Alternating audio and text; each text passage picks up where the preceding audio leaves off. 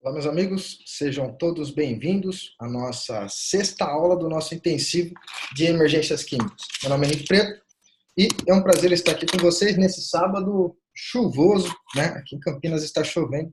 Eu acho que em diversas partes do país está chovendo. E por falar em chuva, vamos nos compadecer, né? Orar, rezar e tudo pelos nossos compatriotas, né? O pessoal de Belo Horizonte, uma parte do Espírito Santo também, eles estão sofrendo bastante com as chuvas, então vamos fazer a nossa parte quanto a isso, né? São nossos irmãos também, né? Mas enfim, o tema da aula de hoje não tem apresentação, tá? Mas a apresentação eu vou fazer aqui com vocês para ficar mais fácil. O tema da aula de hoje é cálculo de ar em equipamento autônomo. E o porquê isso, né? No Daytech, a última aula que eu coloquei foi dos tipos de respiradores que existem, né? Vai ter respirador com capuz, semifacial, facial completo, respiradores para sólidos, para químicos e assim por diante. Aqui nós vamos falar especificamente de equipamento autônomo, tá certo? Por quê? Porque o equipamento autônomo é utilizado nas ações de emergências químicas, tá? Ele é utilizado precisamente por quê? Utilizado precisamente porque não existe nenhuma padronização de concentração no ambiente, ou seja, quando a concentração no ambiente, onde envolve um produto químico, ela é desconhecida, tá? Automaticamente a gente considera essa atmosfera como uma atmosfera IPVS, tá? Sendo uma atmosfera IPVS, nós não podemos usar um equipamento de proteção respiratória filtrante, tá? Porque ele vai filtrar, a gente não sabe o teor de oxigênio, a gente não sabe se ele vai saturar, a gente não sabe se um monte nós acabamos tendo um monte de indeterminações aí nesse caso, e isso faz com que a atmosfera ela seja considerada como IPVS imediatamente perigosa à vida e à saúde, tá? Então o que a gente faz? Vamos ao equipamento autônomo, tá? Quando a gente usa equipamento autônomo, ele tem algumas limitações, tá? E essas limitações elas se dão em função do tipo de uso e uma série de coisas. Então, vamos lá. Eu vou tentar desenhar aqui, né? Vai ficar, não garanto que vai ficar bom, mas vai ser legal.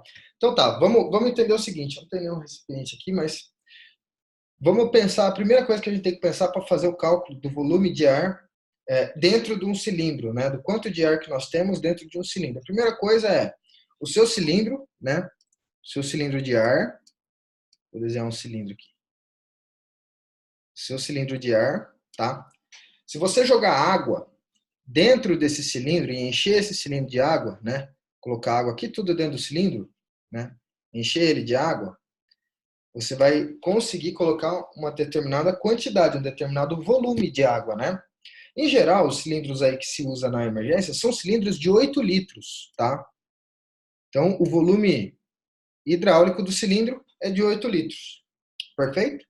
Aí você tira essa água, nós vamos trabalhar com ar, tá bom? Eu só ilustrei a água só para falar assim, como que você tira o volume do cilindro? Então você põe água, você vai ver o quanto tem ali, né? Ou você pega na etiqueta do cilindro, ele vai te falar qual é o volume do seu equipamento. Vamos trabalhar aqui com equipamento padronizado de 8 litros, tá? Então a gente tirou a água, ao passo que você tira a tampa, né, do seu cilindro, não existe vácuo. Então ali, naturalmente já tem 8 litros de ar, tá certo? Então, se eu quiser colocar mais 8 litros, ou seja, eu quero manter 16 litros dentro do meu cilindro, eu pego mais 8 litros e compressiono lá dentro. Se quiser colocar 24, eu coloco mais pressão. Se quiser colocar 380 litros, eu coloco mais pressão ainda. Então, vai ter uma proporção entre a pressão e a quantidade de ar que você vai colocar. Óbvio que o cilindro ele tem suas resistências, né, e suas limitações mecânicas e físicas e assim por diante, mas então qual que é a linha de raciocínio? Quanto mais pressão você coloca, mais ar você consegue colocar lá dentro. Por quê? Porque você vai apertando a molécula de ar, ele vai se comprimindo, as moléculas vão ficando mais próximas umas das outras, tá? Isso vai causando pressão, porque naturalmente existe uma repulsão eletrônica entre uma molécula e outra. Então, olha que simples, né? Você pega lá a pressão do seu cilindro em bar. Nesse caso, não é PSI, nós vamos trabalhar aqui com bar, tá? Um cilindro de fibra de carbono, né? Até mesmo aqueles cilindros grossos lá, o amarelão, né, de aço carbono, alguns têm um volume menor, ele pode ter 6 litros de volume, tá? Nós vamos trabalhar aqui um cilindro com 8 litros.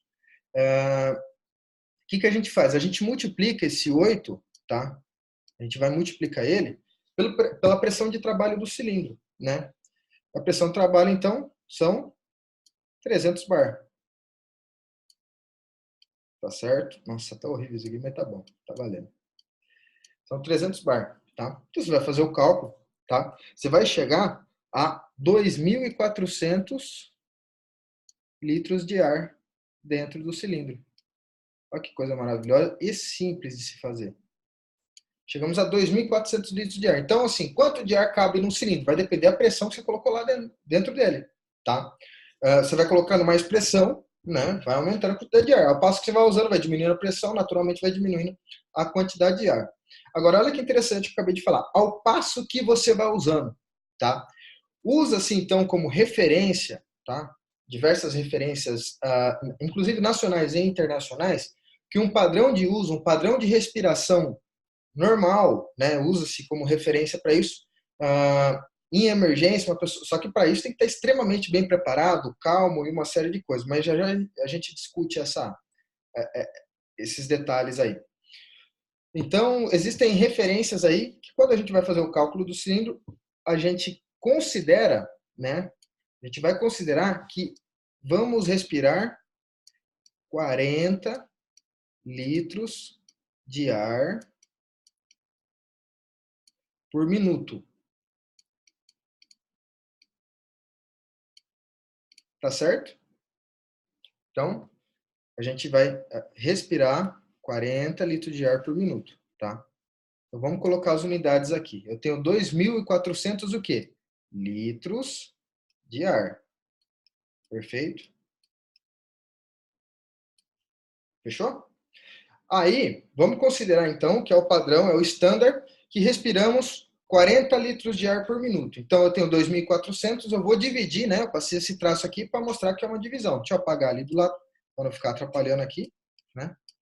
Então, aí a gente vai ter uma divisão. Essa divisão, então, desses 2.400 litros, eu vou dividir por quê? Pelos 40 litros de ar por minuto que eu respiro, tá certo? Aí a gente divide aqui, então, 2.400 por 40 litros de ar por minuto. Pessoal, agora é só matemática.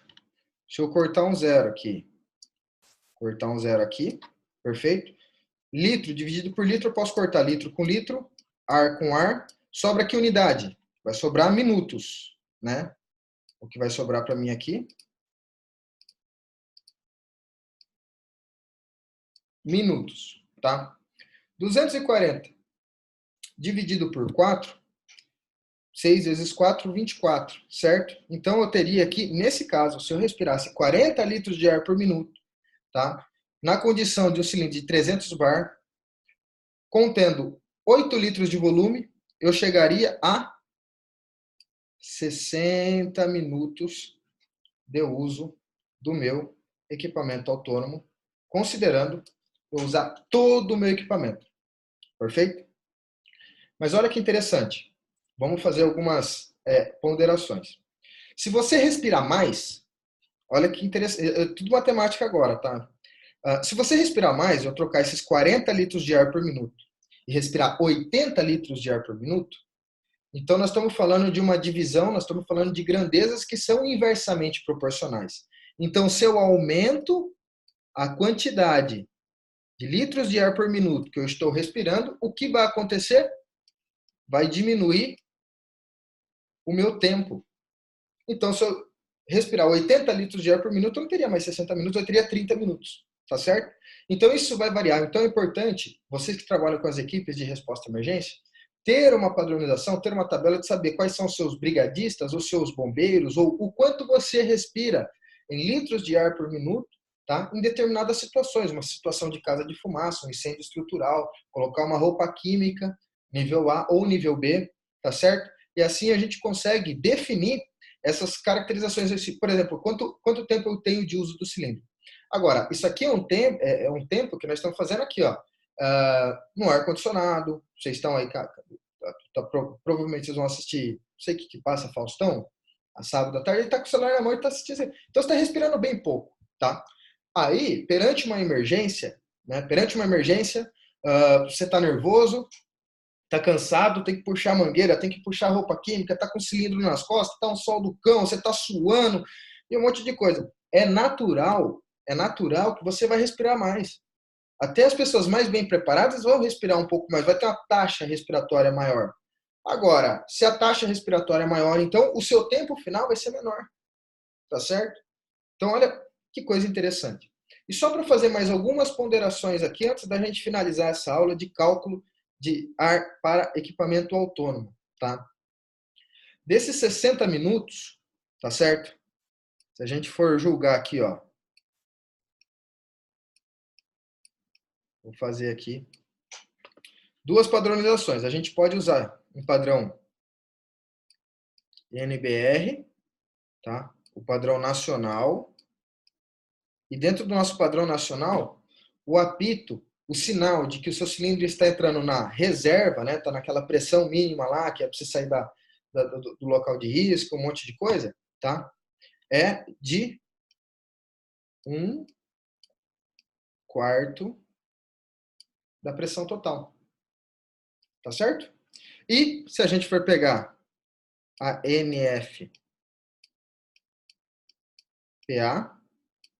a NFPA, tá certo? Aí eles atualizaram a NFPA 1981. A gente vai verificar que o que eles consideram como reserva é 1/3 do produto. Tá? 1/3 da pressão total. O que isso significa? Significa que no Brasil, tá? E a grande maioria dos equipamentos autônomos, né, usa-se 1/4, que equivale a 25% do volume total, da pressão total, 25% dessa pressão total, né, ela vai ser a tal da reserva, aquele apito, aquelas coisas todas, né? E na NFPA, 1/3, né? O que é 1/3 de 100%? Significa 33,33% do cilindro. Então a gente tem, num caso, 25% do cilindro seria reserva, no outro caso 33. Então você percebe que 33, óbvio, é maior que 25, então você tem um fator de segurança um pouco maior nesse caso aí. Tudo bem? Mas para todos os casos continua sendo seguro, porque você tem 1/4 do seu cilindro, começa a apitar e uma série de coisas, e no pior dos casos, né, entendendo que pode acabar, a pessoa pode se afobar e tal, existem as técnicas dentro da roupa química, né, de tirar e respirar lá dentro e assim por diante, tá? Isso aí, qualquer bom curso de emergências químicas presencial, né, óbvio que por internet não dá para fazer isso, é possível fazer. E tem que ter a equipe, tem que ter o reach, né? Se necessário, vai lá, busca aquela pessoa e traga-o. Por quê? Porque ele é um homem ou uma mulher, como qualquer outro. E se acabar o ar, ele também passa mal, ou ela também passa mal, assim como qualquer outro. Perfeito, pessoal? Então, a aula de hoje fica aqui. Boa diversão para vocês, bom final de semana. Amanhã estamos aqui de novo e segunda-feira, nosso último dia. Eu espero todo mundo aqui. Perfeito? Um forte abraço a todos, fiquem com Deus.